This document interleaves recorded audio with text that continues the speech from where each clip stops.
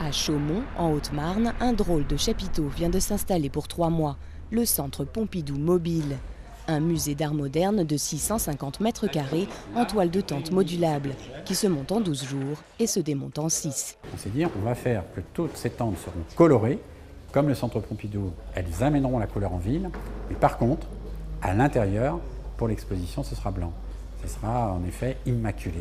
Et donc c'est ce que vous voyez, c'est exactement les conditions idéales pour la muséographie. Pour sa première saison, le petit musée nomade a installé sous ses bâches 14 chefs-d'œuvre de l'art moderne et contemporain.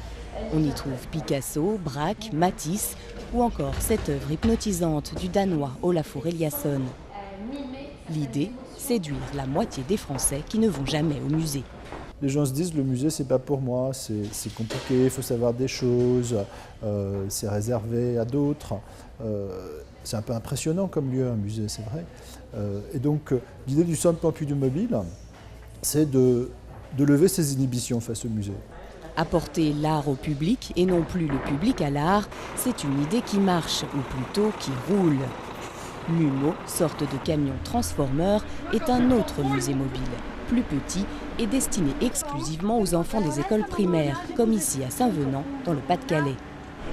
Là, vous voyez bien, c'est un autre artiste, McCarthy, qui a fait un lapin gonflable.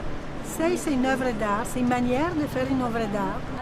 Les œuvres, réalisées par des artistes contemporains reconnus, ont été spécialement créées pour l'occasion. C'était amusant, on avait l'impression qu'on ne pouvait jamais toucher le fond. Après, quand c'était bleu, j'ai eu l'impression d'être dans l'océan. On dirait qu'il mange son ventre. Un peu comme au Pompidou Mobile, l'idée c'est de décomplexer face à l'art pour mieux le percevoir. Les enfants sont laissés libres de faire leurs propres découvertes. Ce n'est pas eux tout petits avec les grandes, mais c'est les œuvres d'art qui sont à leur dimension. Je trouve que ça va leur donner une expérience différente. Pour sa première édition, le MUMO parcourra la France du nord au sud, avant de gagner l'Afrique en février.